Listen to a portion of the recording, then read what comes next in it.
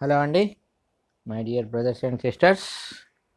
APSC exams రాసే aspirants.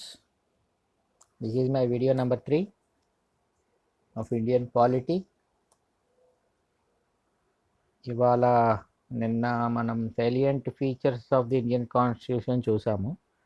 Salient features అంటే ఓవరాల్గా కాన్స్టిట్యూషన్లో ఉండే ఫీచర్స్, అంటే టోటల్ ఒక over view of the constitution, దాంట్లో ఉండే ఫీచర్స్ అంటే ఒక మనిషిని డిస్క్రైబ్ చేసినట్టు అనమాట. అందులో ఉండే ముఖ్యమైన ఫీచర్స్. ఇప్పుడు ఏంటంటే ఇవాళ unitary features of Indian constitution and federal features of Indian constitution. అంటే ఆ కాన్స్టిట్యూషన్లోనే యూనిటరీ అంటే సెంట్రల్ గవర్నమెంట్, యూనియన్ గవర్నమెంట్కి ఎక్కువ పవర్స్ ఇచ్చే ఫీచర్స్ ఏంటి, ప్రొవిజన్స్ ఏంటి కాన్స్టిట్యూషన్లో. అలాగే ఫెడరల్ ఫీచర్స్ అంటే యూనియన్ గవర్నమెంట్కి స్టేట్ గవర్నమెంట్కి సమానంగా ఉండే పవర్స్, ఏ ఎవరి వాళ్ళవే, ఎవరి యాక్టివిటీస్ వాళ్ళవే ఉండే ఫీచర్స్ ఏంటి, అంటే స్టేట్ గవర్నమెంట్కి కూడా ఈక్వల్ ఇంపార్టెన్స్ ఇచ్చే ఫీచర్స్ ఏంటి అనేవి ఈ వీడియోలో చూద్దాం. అండ్ ఇవాళ ఐఎమ్ హ్యాపీ, ఇవాళ కొంచెం ఆనందంగా ఉన్నానండి బాగా. ఇవాళ ఒక చెల్లెమ్మ నా వీడియో 1కి బహుమానం పంపించింది. ఇట్స్ ఎ గుడ్, ఒక వీడియో నచ్చి బహుమానం గిఫ్ట్ లాగా, I take it as a token of appreciation for my video. आज मोगैम्बो खुश हुआ, हमारा शायरी के लिए नजराना मिल गया. ఓకే, కింద డిస్క్రిప్షన్లో అగైన్ నా చిన్న రిక్వెస్ట్ మెసేజ్ చూడండి, వీడియో అయిన తర్వాత చూడండి, ఇంకా better thing. Right, let's start our video. Unitary features and federal features of Indian constitution. So first unitary features ఏమున్నాయి అంటే, ఒక సెంట్రల్ గవర్నమెంట్ యూనియన్ గవర్నమెంట్కి సింపుల్గా ఉండే ఎక్కువ tilt towards union government, central గవర్నమెంట్కి ఎక్కువ powers. So let us now examine the unitary features of the Indian Constitution in some detail. The framers of the Indian Constitution have modified the true nature of Indian federalism by incorporating certain non-federal features in the Constitution. అంటే కొన్ని unitary ఫీచర్స్ని పెట్టారనమాట. The Indian Constitution is federal in form but unitary in spirit. చూడడానికి ఫెడరల్గా ఉంటుంది, but spirit అంతా యూనిటరీగా ఉంటుంది. So first feature unitary ఉండడానికి single citizenship. The Indian federation is a dual polity. Indian federation dual polity అంటే రెండు governments ఉంటాయి, ఒకటి union / central government, రెండో government state government, with a single citizenship for the whole of India. మన ఇండియాకి ఒకటే citizenship కదండి, మనం అందరం ఇండియన్ సిటిజన్సే కదా. There is no state citizenship కదా, మనం ఆంధ్రప్రదేశ్ సిటిజన్స్ని ఎప్పుడు చెప్పుకోం కదా. బట్ వేరేస్ క్లాసిక్ ఫెడరేషన్ అమెరికాలో సిటిజన్షిప్ ఆఫ్ స్టేట్ కూడా ఇస్తారనమాట. ఈ 50 స్టేట్స్లో స్టేట్ సిటిజన్షిప్ ఇస్తారు, అలాగే అమెరికన్ సిటిజన్షిప్ కూడా ఇస్తారు. So every Indian has the same rights of citizenship no matter in which state he resides. ఏ స్టేట్లో ఉన్నా ఎక్కడున్నా all are Indian citizenship. Second thing is a strong centre. So మొత్తానికి మనకి మన ఫెడరేషన్, మన గవర్నమెంట్ సెటప్లో union government / central government strong compared with state governments. Though the union government is also a government of limited and enumerated powers.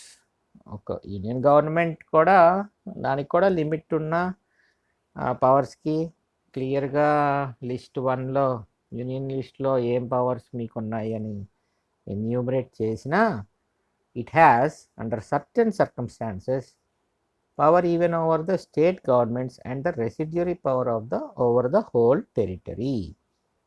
కొన్ని సందర్భాల్లో state governments మీద కూడా power వచ్చేస్తుంది ఆటోమేటిక్గా.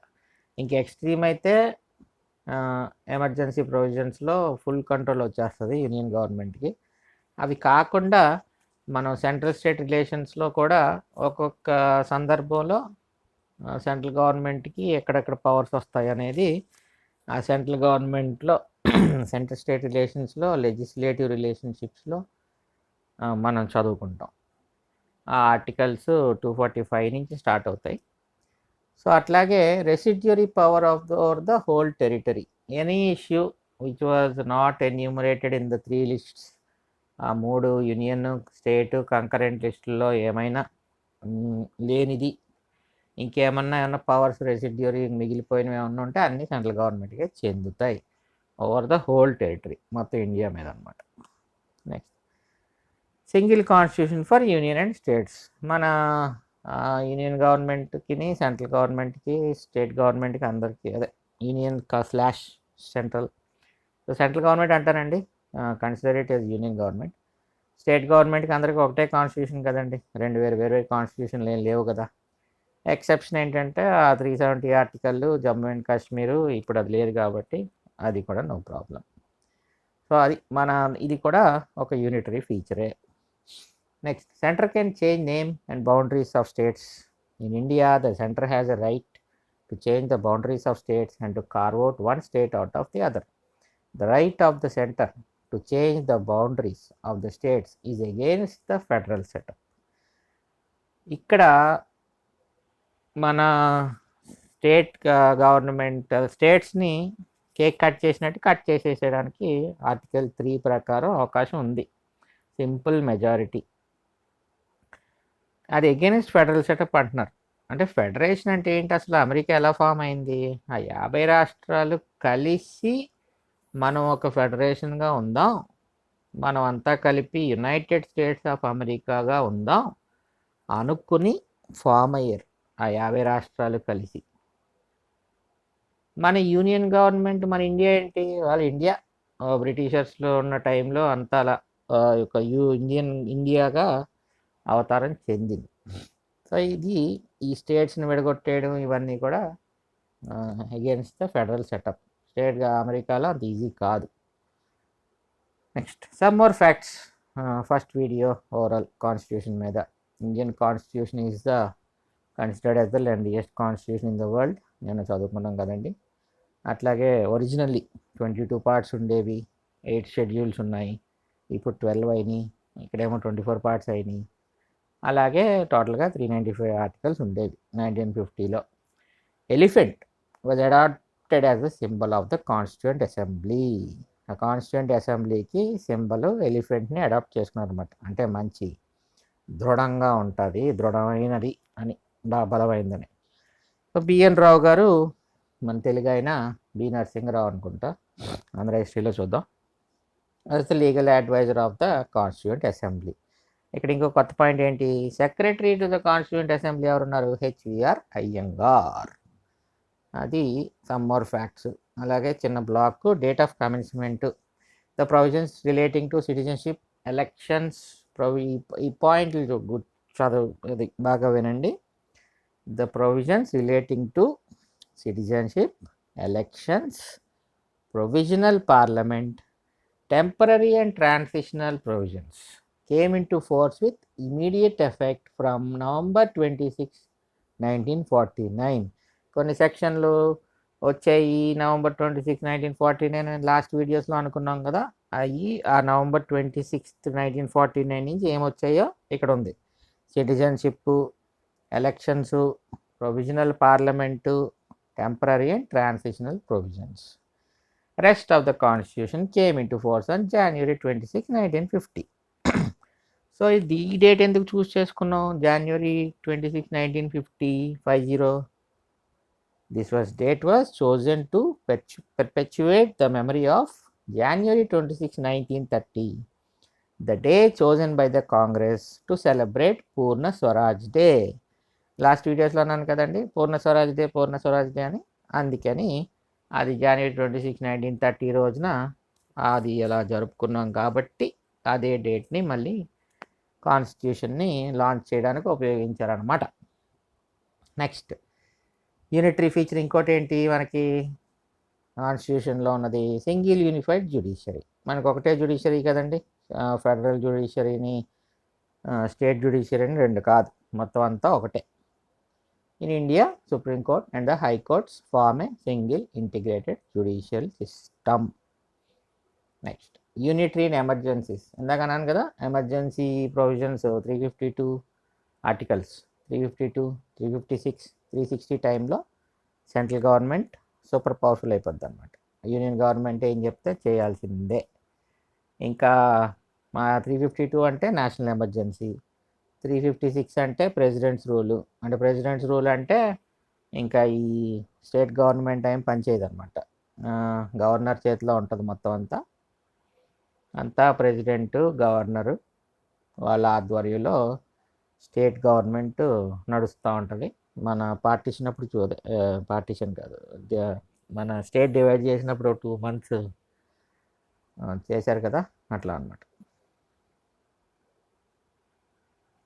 Next common all India services. ఇప్పుడు మన all India services నిన్న చదువుకున్నాం, IAS, IPS, Indian forest service. ప్రస్తుతానికైతే ఈ 3 ఉన్నాయి. ఈ 3 కూడా యూపీఎస్సి ఎగ్జామ్ ద్వారా సెంట్రల్ గవర్నమెంట్ కండక్ట్ చేసి ఆఫీసర్ని సెలెక్ట్ చేసి స్టేట్స్కి ఇస్తుంది. సో ఇక్కడ స్టేట్ గవర్నమెంట్ ఎంప్లాయీస్ని అవసరమైతే డిస్మిస్ చేసి జాబ్ తీసేసే పవర్ స్టేట్ గవర్నమెంట్కి ఉంటుంది. అంటే అప్ టు గ్రూప్ 1, గ్రూప్ 2 వరకు మనం సెలెక్ట్ అవుతాం కదా, ఆ ఎగ్జామ్స్ అందులో ఉన్నాయి. బట్ ఐఏఎస్ పీపుల్ని, ఐపీఎస్ పీపుల్ని స్టేట్ గవర్నమెంట్ సస్పెండ్ చేయగలదు కానీ డిస్మిస్ చేయలేదు. డిస్మిస్ చేయాలంటే సెంట్రల్ గవర్నమెంటే చేయాలి. సో అందుకని కామన్ ఆల్ ఇండియా సర్వీసెస్ అంటారనమాట. ఇదే మళ్ళీ ఇప్పుడు సెంట్రల్ గవర్నమెంట్కి ఏమీ సపరేట్గా ఐఏఎస్ ఆఫీసర్ల ఎగ్జామ్ ఏమి ఉండదు కదండి.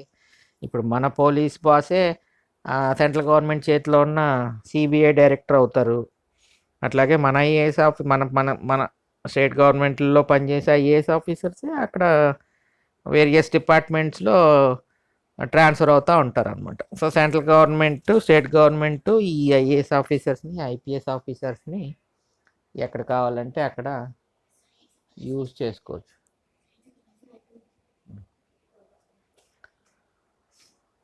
ఉన్న నోటిఫికేషన్లు బంద్ చేయలేదా, వస్తున్నాయి అప్పుడు మళ్ళీ పైన వచ్చినాయి. నెక్స్ట్ టైం అలా చేయకు, నోటిఫికేషన్లు ఆపే. Okay go. Sorry. Inequality of representation of council of states. ఇప్పుడు కౌన్సిల్ ఆఫ్ స్టేట్స్ అంటే ఏంటండి, రాజ్యసభ. దేర్ ఈజ్ బైకామరలిజం, 2 కెమెరాల చట్టం కాదు, 2 houses. అంటే Rajya Sabha, Lok Sabha. Rajya Sabha is upper house, Lok Sabha is lower house. There is bicameralism in India, but in the council of states, states have not been given equal representation. అంటే రాజ్యసభలో equal, అన్ని స్టేట్స్కి ఈక్వల్ రిప్రజెంటేషన్ ఇవ్వలేదు. ఒక్కొక్క స్టేట్ నుంచి ఒక్కొక్క నంబర్ వెళ్తారనమాట.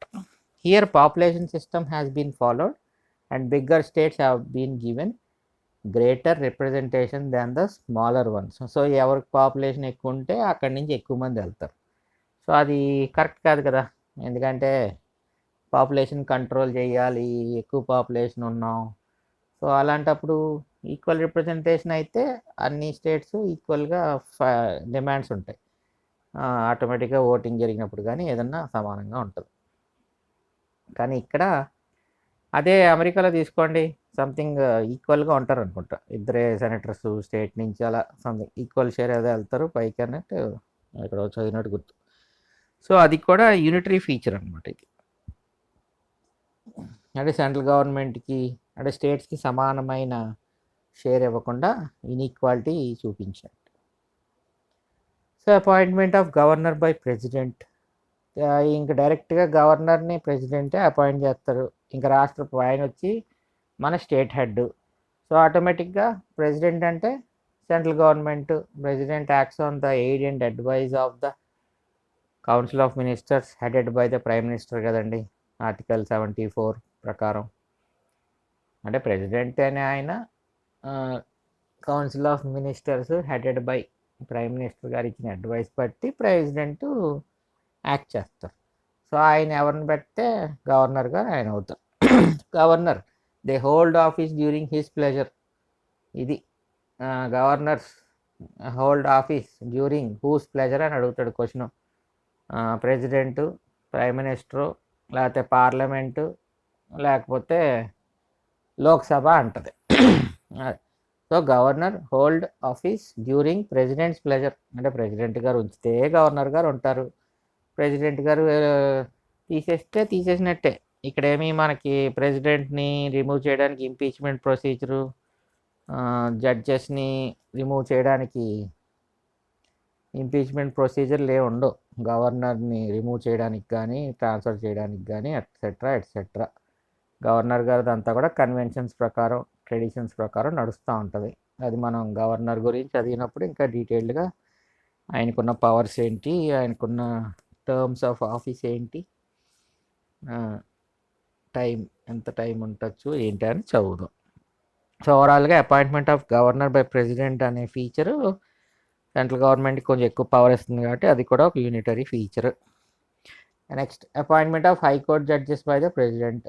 మన స్టేట్ గవర్నమెంట్లో మన స్టేట్లో పనిచేసే హైకోర్టు జడ్జెస్ని కూడా ప్రెసిడెంట్ ఆఫ్ ఇండియానే అపాయింట్ చేస్తారు. ఇవన్నీ డైరెక్ట్ క్వశ్చన్స్ అండి. High court judges were appointed by the governor of state, chief minister of state, president of India, chief justice of India. అవి questions, polity questions.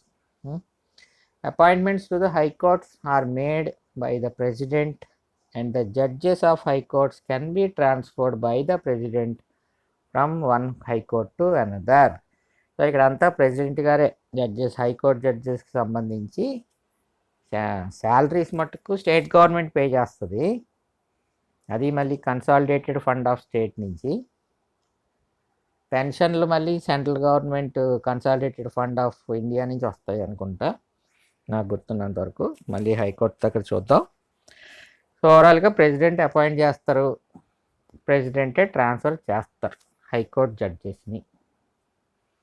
Next office of controller and auditor general C&AG, articles 148 to 151.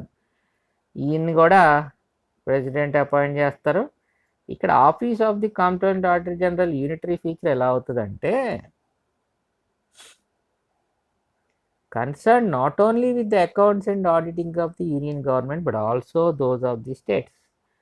మన state governments యొక్క అకౌంట్లు audit చేసేది కూడా C&AGనే. C&AG వాళ్ళ కింద ఈ audit department మన స్టేట్కి ఒక ఉంటారు, ప్రిన్సిపల్ అకౌంటెంట్ జనరల్ ఏదో, అలా మొత్తం అంతా కూడా యూనిఫైడ్ అనమాట. ఈ ఆడిటింగ్ అంతా సెంట్రల్ గవర్నమెంట్ అపాయింట్ చేసిన అకౌంటెంట్ ఆడిటర్ జనరలే చూస్తారు మొత్తం స్టేట్ అకౌంట్స్ కూడా. సో అక్కడ మళ్ళీ unitary feature. Centralised election electoral machinery. Election commission కూడా అంతే కదండి. మన స్టేట్ గవర్నమెంట్ ఎలక్షన్లు ఎలక్షన్ కమిషన్ ఆఫ్ ఇండియానే కండక్ట్ చేస్తుంది by appointing regional election commissioner for that period. Overall the election commission, a body appointed by the president. Appointments are very important, please note in your mind. ఎక్కడెక్కడ ఎవరెవరిని president appoint చేస్తున్నారు అనేది అదే మనకి పాలిటీలో కొంచెం confusion వచ్చే questions. So the election commission, a body appointed by the president, is in charge of conducting elections not only to parliament and to other elective offices of the union but also to those of the state legislature. So మొత్తం ఇంచుమించుగా ఈ local panchayat ఎలక్షన్లు తప్పితే మిగతా అన్ని ఎలక్షన్లు కూడా president, Rajya Sabha, Lok Sabha, state governments అన్నిటికీ కూడా ఎలక్షన్ కమిషనే ఆఫ్ ఇండియా కండక్ట్ చేస్తుంది. తర్వాత flexible constitution. The Indian constitution is not very rigid. Many parts of the constitution can be easily amended. చాలా పార్ట్స్ సింపుల్ మెజారిటీతో అయిపోతుంది. స్పెషల్ మెజారిటీ అంటే 2/3 మెజారిటీ రావాలండి అవుట్ ఆఫ్ 545. అది స్పెషల్ మెజారిటీ అని అర్థం ఏంటంటే 2/3 majority out of 545 in Lok Sabha, అలాగే 2/3 majority out of 250 in Rajya Sabha. రెండు హౌసుల్లోనూ సెపరేట్గా ఆ మెజారిటీ వస్తేనే కొన్ని ప్రొవిజన్స్ పాస్ అవుతాయి, అదే కొన్ని అమెండ్మెంట్స్, ప్రొవిజన్స్ కాదు, కొన్ని అమెండ్మెంట్స్ పాస్ అవుతాయి ఏదైనా చేంజ్ చేయాలంటే కాన్స్టిట్యూషన్లో. ఇంకా కొన్ని ఏంటి, స్టేట్స్కి కూడా సంబంధం ఉన్న ఇష్యూస్ ఏమైనా ఉన్నాయనుకోండి, ఈ లోక్సభలో 2/3 మెజారిటీ రావాలి, రాజ్యసభలో 2/3 మెజారిటీ రావాలి, ప్లస్ ఉన్న రాష్ట్రాల్లో హాఫ్ ఆఫ్ ది స్టేట్స్ వాళ్ళ అసెంబ్లీస్లో వాటి ఆ ప్రపోజల్ని యాక్సెప్ట్ చేసి పంపించాలి, half of the states. Next, some outstanding features of the Indian constitution. నిన్న చూసాం కదండి, written document, bulky proportions, rigid, flexible, drawn from different sources, బోల్డ్ చోట్లని తెచ్చుకున్నాం. Federation with strong centre, federation అంటది కానీ మళ్ళీ strong centre. Secular state, universal adult franchise, bicameral legislature, independence of judiciary. So the constitution is rigid insofar as its basic structure cannot be amended. ఇది ఎప్పుడు 1973 కేశవానంద భారతి కేసులో సుప్రీంకోర్టు ఇచ్చిన judgement, basic structure cannot be amended and some amendments need 2/3 majority and concern states ratification. ఇందాక అనుకున్నాం కదా, 2/3 majority in both houses కావాలి, మళ్ళీ స్టేట్స్లో కూడా ఒప్పుకోవాలి. But amendment of many of it's provisions is possible by A simple majority as in the case of general legislation. ఒక ordinary bill ఎలా పెట్టినా అదే సింపుల్ మెజారిటీ కావాలి. అట్ ద సేమ్ టైం ఇలాంటి కొన్ని ప్రొవిజన్స్ ఉన్న అమెండ్మెంట్స్ కూడా సింపుల్ మెజారిటీతో అమెండ్ అయిపోతాయి. అవి ఏంటి అని ఎక్కువ వరీ అవ్వకండి. ఇప్పుడు ఆర్టికల్ 3 ఉంది, స్టేట్స్ విడగొడతారు, తెలంగాణ ఫామ్ చేశారు. ఆర్టికల్ షెడ్యూల్ 1 అనే దాంట్లో యూనియన్ టెరిటరీస్ టెరిటరీస్ అని ఆ పేర్లు ఉంటాయి. ఆ షెడ్యూల్ 1లో ఈ తెలంగాణ పేరుని యాడ్ చేయాలి. అది అమెండ్మెంట్ ఆఫ్ ది కాన్స్టిట్యూషనే. సో అందుకని అట్లా చాలా ప్రొవిజన్స్ ఉంటాయి అన్నమాట. సో ఆ చిన్న చిన్న ఎడిషన్స్ కూడా అమెండ్మెంట్ ఆఫ్ ది కాన్స్టిట్యూషనే కదా, షెడ్యూల్స్ మార్చిన అట్లా. ఓవరాల్గా చాలా ప్రొవిజన్స్ సింపుల్ మెజారిటీతో అయిపోతాయి. కొన్ని ప్రొవిజన్స్ మాత్రం 2/3 మెజారిటీతో బోత్ హౌసెస్ అమెండ్ చేస్తారు. ఇంకా స్టేట్ రిలేషన్స్ ఉన్న దాంట్లో అయితే స్టేట్స్ కూడా హాఫ్ ఆఫ్ ది స్టేట్స్ ఒప్పుకోవాలి. సో అవన్నీ వన్స్ ఆర్టికల్స్లోకి వెళ్ళినప్పుడు చూద్దాం. So special powers of council of state over state list. Council of state అంటే ఏంటండి, రాజ్యసభ స్టేట్ లిస్ట్ మీద కంట్రోల్ ఉంటుంది, కొన్ని స్పెషల్ పవర్స్ ఉంటాయి. అవి కూడా మరి అంటే స్టేట్ గవర్నమెంట్కి ఉన్న పవర్స్ని ఓవర్ రైడ్ చేసి పైనుంచి వచ్చే పవర్స్ ఏమైనా ఉన్నాయని అంటే అన్నీ యూనిటరీ ఫీచర్సే. Parliament is also authorised by the constitution to make laws on any subject mentioned in the state list. అంటే స్టేట్ లిస్ట్ అంటే union list, concurrent list, state list. State లిస్ట్కి ఒక సెపరేట్ సబ్జెక్ట్స్ ఉంటాయి. సపోజ్ ఇప్పుడు మనం excise ఉందనుకోండి, మందు, లేకపోతే సేల్స్ ట్యాక్స్ ఉందనుకోండి, ఇవన్నీ కూడా స్టేట్ సబ్జెక్ట్స్ అన్నమాట.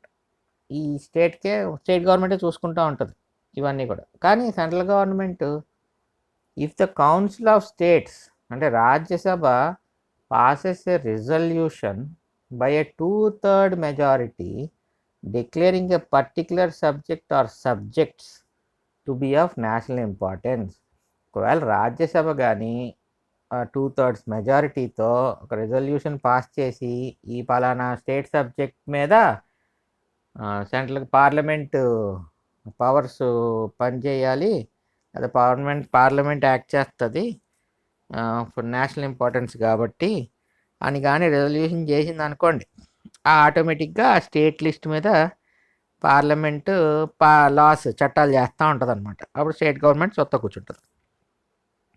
Similarly parliament can pass laws on the items of state list. మళ్ళీ అలాగే స్టేట్ లిస్ట్లో ఉన్న చట్టాల మీద పార్లమెంట్ చట్టం చేసే if it is deemed essential by the government of India to honor an international obligation.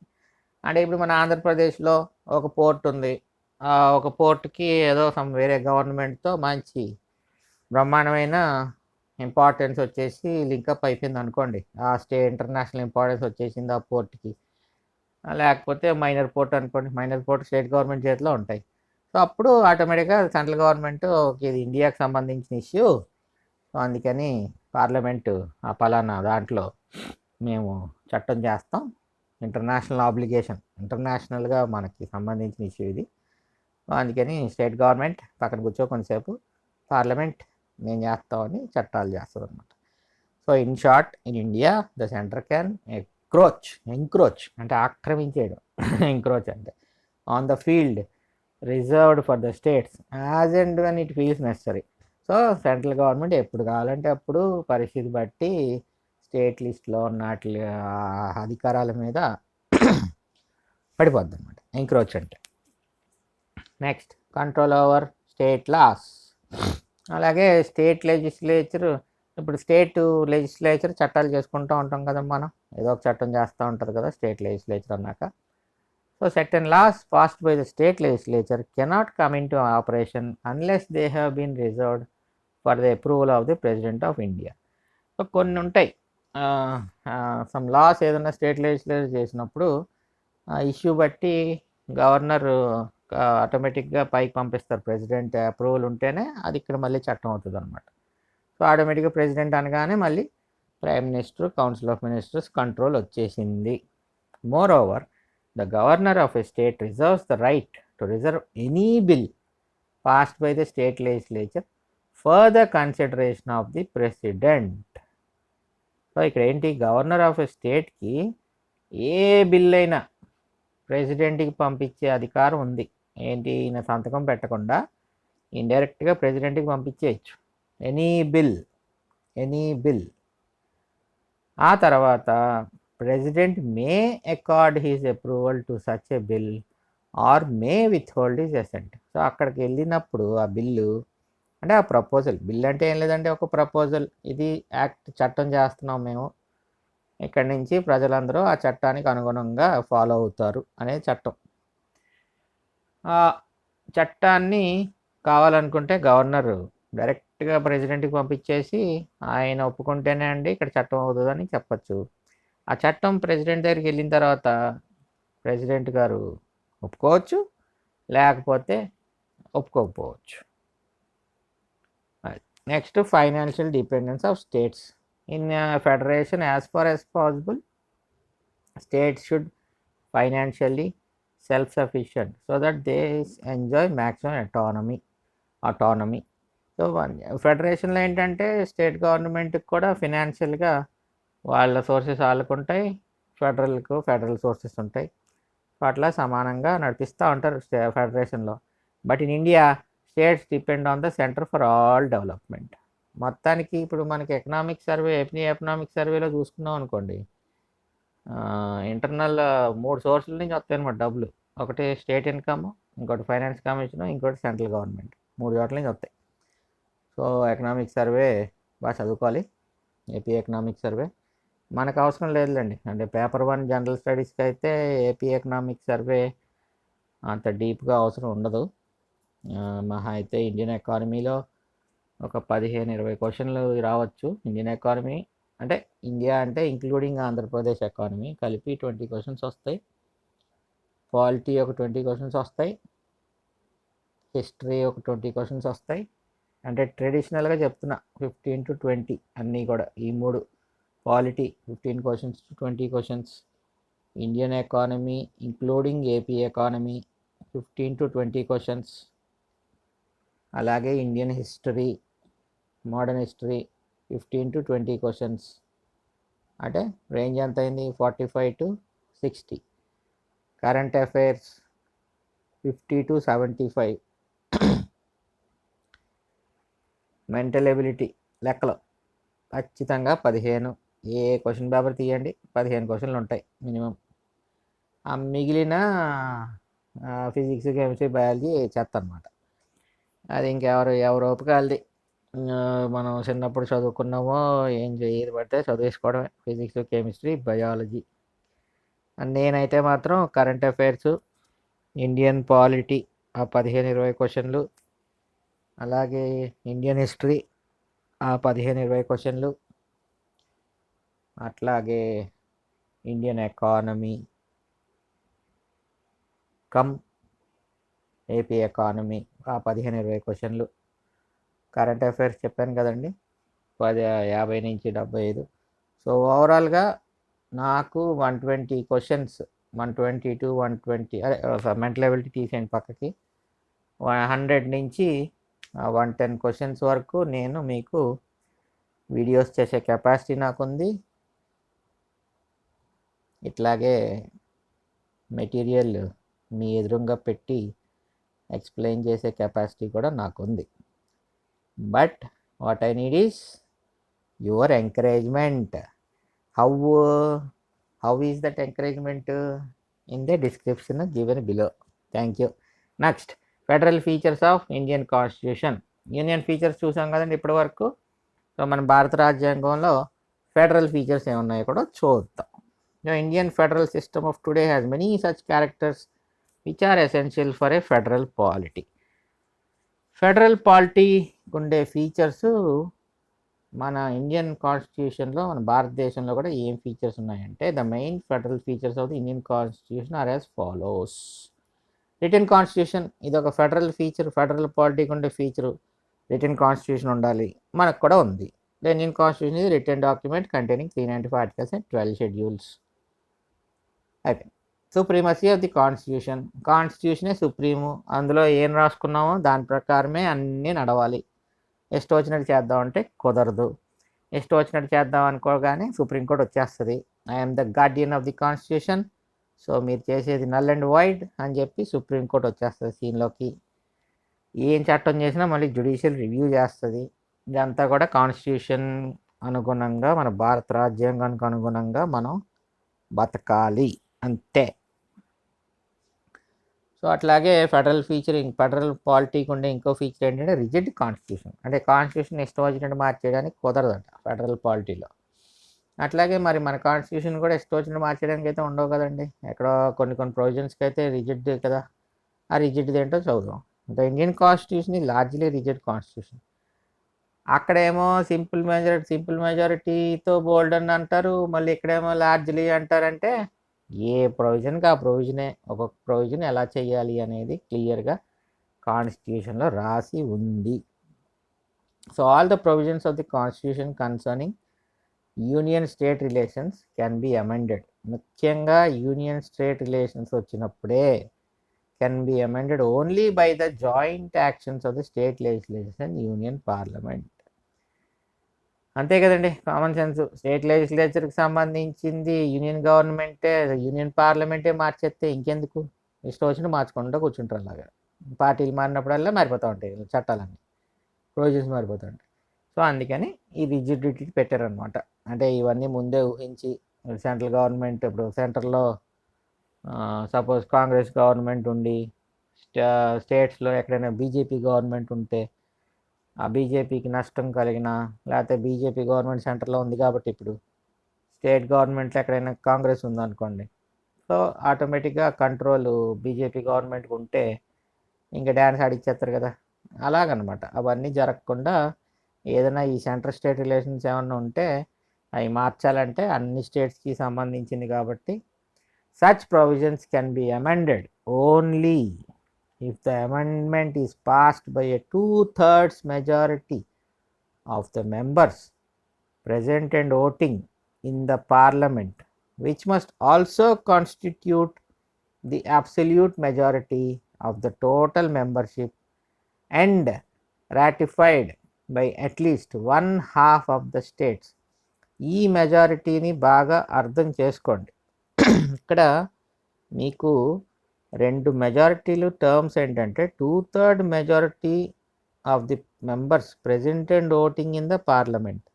అంటే నేను అర్థం చేసుకున్నంత వరకు ఏంటంటే 545 మంది, సపోజ్ 250 తీసుకోండి, బోత్ హౌసెస్ అన్నారు కాబట్టి ఒక హౌస్ ముందు 250 క్యాలిక్యులేషన్లో ఈజీగా ఉంటుంది కాబట్టి 250 చూద్దాం. Rajya Sabha 2/3 majority of the members present అంటే ఉండాలని. 250లో హాఫ్ 3 పార్ట్స్ చేసాం అనుకోండి. 250ని 75 75 75 225 80 80 80 240 83 83 83 249. ఓకే, 83 + 83 166. 166 మెంబర్స్ అవుట్ ఆఫ్ 250 అంటే 2/3 మెజారిటీ వచ్చింది కదా. 166 మెంబర్స్ కన్నా ఎక్కువ ఒకటి ఎక్స్ట్రా వేసుకోండి. 167 మెంబర్స్ వచ్చి ప్రజెంట్ అవ్వాలట, ఓటింగ్ చేయాలట. ఆ తర్వాత which must also constitute the absolute majority of the total membership. మళ్ళీ అబ్సల్యూట్ మెజారిటీ అంటే నథింగ్ బట్ 50%. అంటే మళ్ళీ 2/3 మెజారిటీ, మనం అబ్సల్యూట్ మెజారిటీ అనేది కూడా ఆ 50% 2/3 50% ఉండాలి. 50% అంటే టోటల్ అబ్సల్యూట్. మొత్తం 250లో మళ్ళీ 125 ప్లస్ 167 ప్లస్ వచ్చిన వాళ్ళలో మళ్ళీ 125 మెంబర్స్ కన్నా ఎక్కువ మంది దానికి ఆ బిల్లుకి ఓట్ చేయాలన్నమాట. ఆ 2 హౌసెస్లో సెపరేట్గా అలాగ అయిన తర్వాత అప్పుడు స్టేట్స్కి పంపిస్తారు. మళ్ళీ స్టేట్ గవర్నమెంట్లు ఏ స్టేట్కి ఆ స్టేట్ వాళ్ళ స్టేట్ గవర్నమెంట్స్లో బిల్లు పెట్టి అది పాస్ చేస్తే, సగం స్టేట్లైనా పాస్ చేస్తే అప్పుడు అది చట్టం అవుతుంది. అదండి రిజిడిటీ. చూసారు కదా ఎంత సీరియస్ ప్రొసీజరో. Next, division of powers. In a federation, there should be clear division of powers so that the units and the center are required to enact and legislate within their sphere of activity. So division of powers ఉండాలి ఒక ఫెడరేషన్కి. ఇక్కడ ఏంటి federation అంటే units అంటే state government, ఇక్కడ central government, union government. So ఎవరి spear of activity వాళ్ళకు ఉండాలి, అంటే ఎవరి డ్యూటీ వాళ్ళు చేయాలి, వాళ్ళ లిస్టు వాళ్ళకు ఉండాలి. ఉన్నాయి కదా. The 7th schedule contains the legislative lists which enumerate subjects of administration. Union, state, concurrent legislative list ఉన్నాయి కదండి. అంటే యూనియన్ లిస్ట్ ఏమో యూనియన్ గవర్నమెంట్ చూసుకుంటుంది, పార్లమెంట్. స్టేట్ లిస్ట్ మీద ఏమో స్టేట్ గవర్నమెంట్ చూసుకుంటుంది. కాంకరెంట్ లిస్ట్ మీద ఇద్దరు చట్టాలు చేసుకుంటారు. క్లాస్ వచ్చినప్పుడు ఏంటనేది ఇంకొక ఆర్టికల్లో ఉంటుంది, అప్పుడు చూద్దాం. The union list consisted of 100 subjects, the more of which are ఏంటో డెఫినెట్ 100 సబ్జెక్ట్స్ ఏంటో జస్ట్ కొన్ని ఎగ్జాంపుల్స్ ఇచ్చే చూడండి. డిఫెన్సు అంటే మొత్తం ఇండియాకి సంబంధించిన డిఫెన్సు. ఫారిన్ అఫైర్స్, ఇండియా వేరే కంట్రీస్తో రిలేషన్షిప్ ఉంటే. రైల్వేస్, మొత్తం దేశం అంతా తిరుగుతాయి కాబట్టి రైల్వేసు. పోస్ట్ అండ్ టెలిగ్రాఫ్స్, ఇవి దేశం అంతా తిరుగుతాయి కాబట్టి post and telegraphs. Currency etcetera, currency కూడా అంత దేశానికి సంబంధించింది కాబట్టి ఇవన్నీ కూడా యూనియన్ లిస్ట్లో పెట్టారు. Next, state list consisted of 61 subjects. So state ఏం చూసుకుంటారు? పబ్లిక్ ఆర్డర్, అంటే ఇక్కడున్న పబ్లిక్ అందరూ ఆర్డర్ ఏమన్నా విఘాతం ఏం కాకుండా చూసుకుంటుంది. పోలీసు అంతా, మన పోలీస్ డిపార్ట్మెంట్ అంతా స్టేట్ గవర్నమెంట్కే కదండి సెల్యూట్ చేసేది. సో అలా. అడ్మినిస్ట్రేషన్ ఆఫ్ జస్టిస్, ఒకవేళ హైకోర్ట్స్ అయిన జడ్జిమెంట్ ఇచ్చినప్పుడు ఆ అడ్మినిస్ట్రేషన్ అంతా కూడా స్టేట్ గవర్నమెంటే కదా చూసుకునేది. అలాగే నెక్స్ట్, పబ్లిక్ హెల్త్, మన హాస్పిటల్స్ అన్నీ డాక్టర్లు అందరూ కూడా స్టేట్ గవర్నమెంట్ జీతాలు తీసుకుంటారు. ఎడ్యుకేషన్, అలాగే మన టీచర్స్ అందరూ అంతే. అగ్రికల్చర్, మన అగ్రికల్చర్కి సంబంధించి అన్ని స్టేట్ గవర్నమెంటే చూసుకుంటుంది, రైతు భరోసా ఎట్సెట్రా ఎట్సెట్రా అట్లా అనమాట. Next, concurrent list employees 52 subjects including criminal law, marriage, divorce, bankruptcy, trade unions, electricity, economic and social planning etcetera. ఈ 52 సబ్జెక్టుల మీద 2 చట్టాలు చేసుకుంటూ ఉంటాయి. క్లాస్ వచ్చినప్పుడు మాత్రం అదొక పెక్యులియర్ డిఫరెంట్ సిచ్యువేషన్ కాబట్టి దాంట్లో ఏం చేయాలి, ఎలా ఉండాలి అనేది మన కాన్స్టిట్యూషన్లో క్లియర్గా రాశారు. Next, residuary power have been vested in the central government. Article 248. Independent judiciary, ఇది కూడా ఒక రకమైన ఫెడరల్ ఫీచర్ అంటండి. In India the constitution has provided for a supreme court and every effort has been made to see that the judiciary in India is independent and supreme. So కాన్స్టిట్యూషన్లోనే సుప్రీంకోర్టుకి ఒక రకమైన independence, అంటే జడ్జిలు అనేవాళ్ళు ఎవరి ఇన్ఫ్లుయెన్స్కి in normal టైమ్స్లో వాడుతున్నాను, మళ్ళీ అకాడమిక్గా వాడుకుందాం. రియల్గా ఏం జరుగుతుంది అనేది మనకు అనవసరం. We are not in to political situations of state government or Indian government. So అట్లాగా ప్రతి జడ్జు, టోటల్ జ్యుడిషియరీ అంతా కూడా ఇంపార్షియల్గా జడ్జిమెంట్స్ ఇవ్వడానికి వాళ్ళకు ఒక రకమైన ఇండిపెండెన్స్ ఉండాలి, అంటే వాళ్ళకి భయం ఉండకూడదు. సో ఆ భయం ఉండకుండా ఉండడానికి చాలా ప్రొవిజన్స్ పెట్టింది మన కాన్స్టిట్యూషన్. అవేంటో మనం ఆర్టికల్ 124 నుంచి 147 దాకా ఉంటాయి, అందులో మీకు క్లియర్గా కనబడుతుంది, అప్పుడు చూద్దాం. The supreme court of India can declare law as unconstitutional or ultra virus if it contravenes any provisions of the constitution. ఏ చట్టాన్నైనా ఒకవేళ కాన్స్టిట్యూషన్కి అనుగుణంగా లేకపోతే ఆ చట్టాన్ని కాన్స్టిట్యూషన్ వ్యతిరేకంగా ఉంది, అది చెల్లదు అని సుప్రీంకోర్టు డిక్లేర్ చేయొచ్చు, అంతుంది సుప్రీంకోర్టు power. In order to ensure the impartiality of the judiciary, ఈ మరి జ్యుడిషియరీకి ఇంత ఇంపార్షియల్నెస్ని ఇవ్వడానికి ఏమేమి ఉన్నాయంటే, our judges are not removable by the executive. Executive అంటే ఎవరు? పార్లమెంటు. పార్లమెంట్లో ఉన్న prime minister, council of ministers, వీళ్ళ ఇష్టం కాదు. అంటే వాళ్ళ ఇష్టం వచ్చినట్టు జడ్జిలను ఉంచడం, తీసేయడం వాళ్ళ ఇష్టం కాదనమాట. And their salaries can not be curtailed by parliament. అలాగే వీళ్ళ జీతాలు డైరెక్ట్గా కన్సాలిడేటెడ్ ఫండ్ ఆఫ్ ఇండియా నుంచి వెళ్ళిపోతాయి, అంతేగాని పార్లమెంట్ ఓటింగ్కి అవేం పెట్టరు. అదంతా మనం బడ్జెట్లో చదువుకుందాం. బడ్జెట్ ఏంటంటే article 112 annual financial statement. Bicameral legislature. మళ్ళీ a bicameral legislature is considered essential in a federation because it is in the upper house alone that the units can be given equal representation. So bicameral considered essential in a federation ఎందుకంటే upper house alone that the units cannot be given equal representation. The Constitution of India also provides for a bicameral legislature at the center consisting of Lok Sabha and Rajya Sabha. So bicameral legislature ఉండాలి federal పాలిటీకి, మనకు కూడా ఉంది.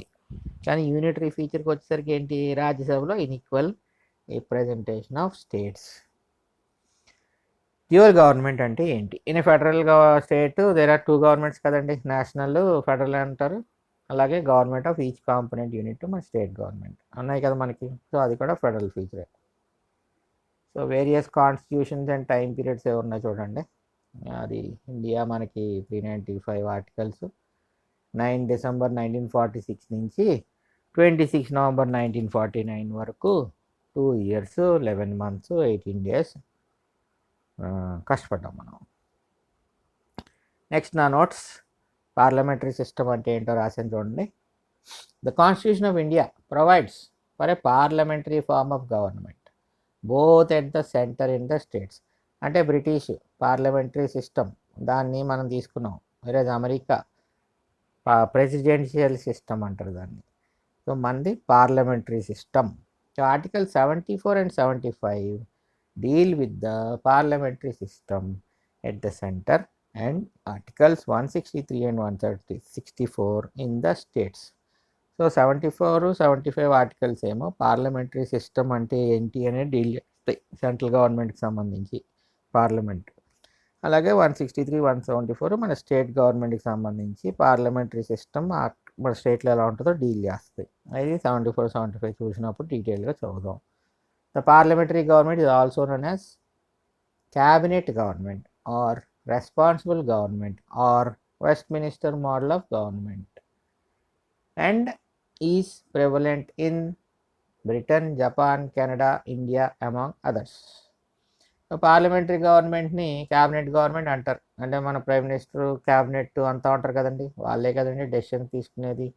So అందుకని cabinet government అంటారు.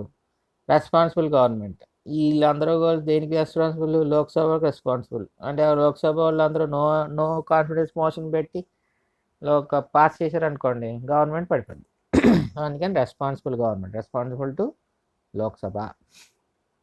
అలాగే west minister model of government, ఇదేంటంటే ఆ బ్రిటన్ ప్రైమ్ మినిస్టర్ ఉంటాడు కదా, 10 డౌనింగ్ స్ట్రీట్ అదేదో వెస్ట్ మినిస్టరు. సో అందుకని ఆ పేరుతో వచ్చింది. అంటే మన ప్రైమ్ మినిస్టర్ గారు ఉండేది 7th క్రాస్ రోడ్డు ఏదో అంటారు కదండి ఢిల్లీలో. అట్లాగే బ్రిటన్ ప్రైమ్ మినిస్టర్ కూడా వెస్ట్ మినిస్టర్, 10 డౌనింగ్ స్ట్రీట్ అట్లా సంథింగ్ అది ఆ పేరుతో వ్యవహరిస్తారనమాట. నెక్స్ట్ ఇది ఎక్కడ ఉంది? బ్రిటన్లో ఉంది, జపాన్లో ఉంది, కెనడాలో ఉంది, ఇండియాలో ఉంది ఈ పార్లమెంటరీ సిస్టమ్. సో పార్లమెంటరీ సిస్టంలో president is the nominal executive, అంటే రబ్బర్ స్టాంప్ అనమాట. Prime minister is the real executive, అంటే అంత కార్యక్రమం అంతా ప్రైమ్ మినిస్టర్ గారి చేతి మీద నడుస్తూ ఉంటుంది.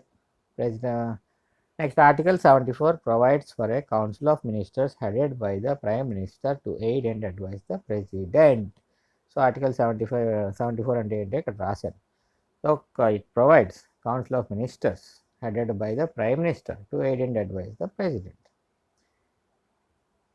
Collective responsibility is the bedrock principle of parliamentary government. So ఓవరాల్గా పార్లమెంటరీ గవర్నమెంట్కి ఏంటంటే కలెక్టివ్ రెస్పాన్సిబిలిటీ అనేది ఒక మేజర్ ప్రిన్సిపల్. కలెక్టివ్ రెస్పాన్సిబిలిటీ అంటే ఎవరు? ఈ కౌన్సిల్ ఆఫ్ మినిస్టర్స్ అందరూ కలిసి కలెక్టివ్గా లోక్సభకి రెస్పాన్సిబిలిటీగా ఉంటారన్నమాట.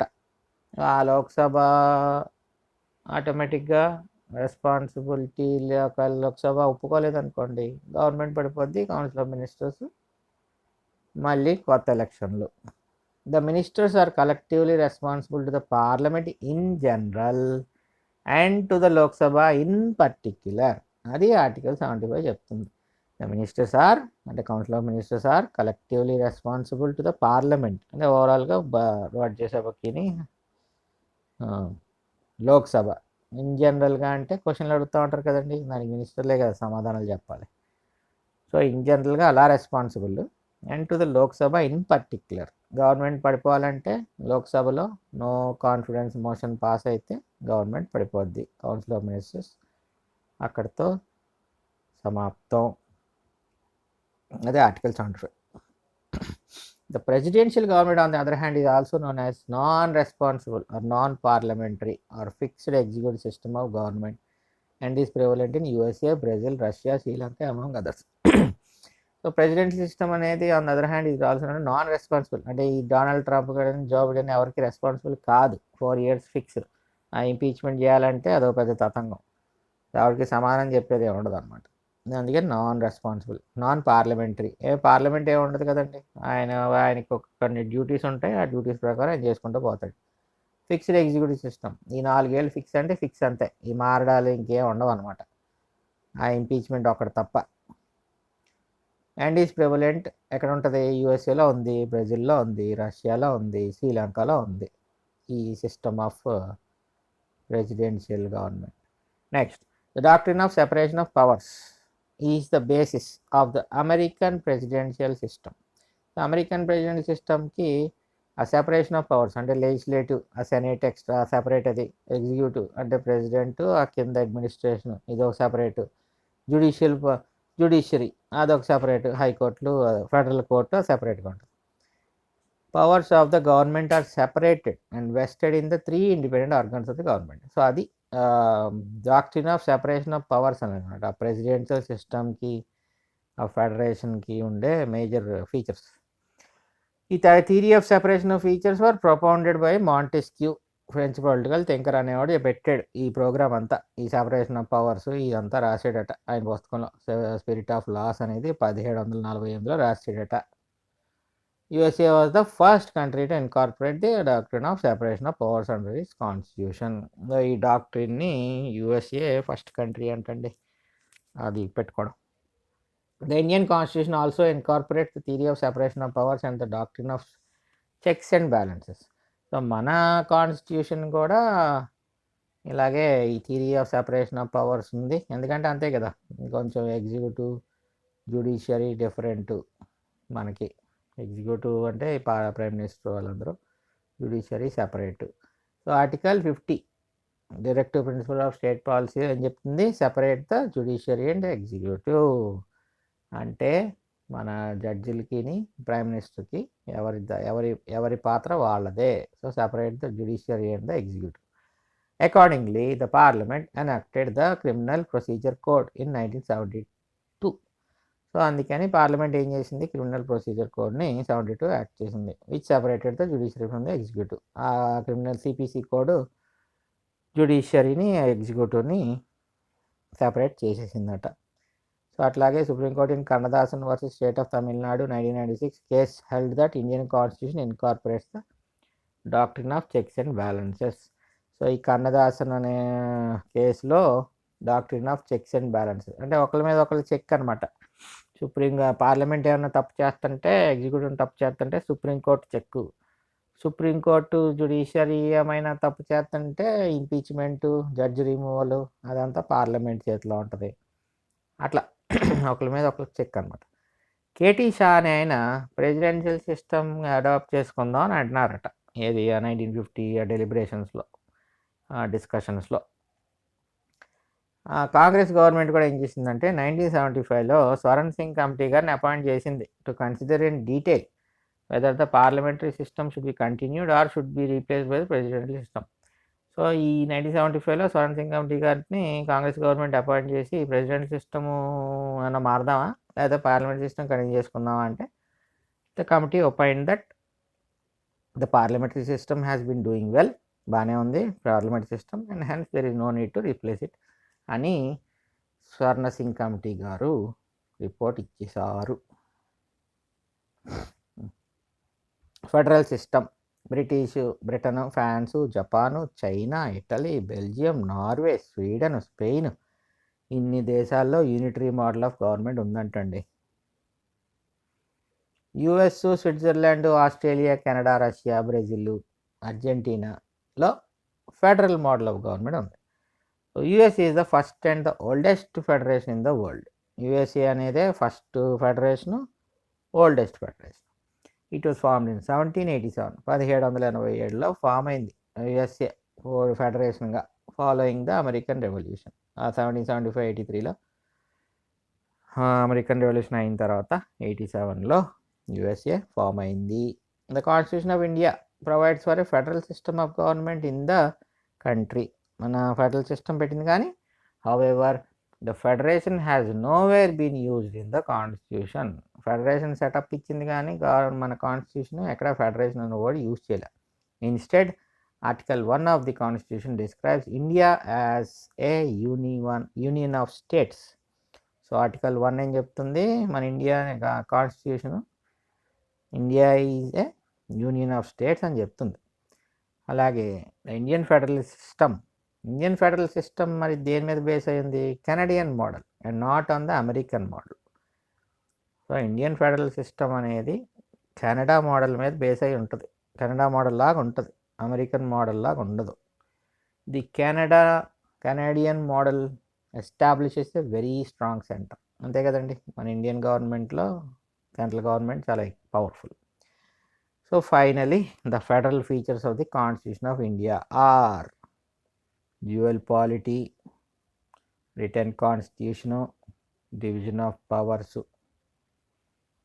The constitution division of powers అంటే union list, state list, concurrent list. Written constitution తెలిసిందే కదండి, dual polity, central government, state government. ఆ తర్వాత supremacy of the constitution, rigid constitution, independent judiciary, bicameralism. ఇవండి మన federal features of constitution of India. Unitary features of the constitution ఏమున్నాయి, strong centre, states not indestructible అంటే indestructible కాదు, states డిస్ట్రక్టబుల్లే, కోసేజ్ cake cut చేసినట్టు. Single constitution, flexibility of the constitution, no equality of state representation, emergency provisions, single citizenship, integrated judiciary, all India services, integrated audit machinery, parliament's authority over state list, appointment of governor, integrated election machinery, veto over state bills. అది చెప్పాం కదండి, the president enjoys absolute veto over state bills. అంటే అలా నువ్వు అనొచ్చు, yes అనొచ్చు, ఏమైనా చేయొచ్చు. అదండి ఈ టాపిక్. 55 నిమిషాలు, గంట ఫిక్స్ అయిపోయింది. నాకు 2 గంటలు ప్రిపరేషను, ఒక గంట వీడియో, 3 గంటలు పడుతుంది video. Thank you for listening my video number 3, unitary features and federal features of Indian constitution of India.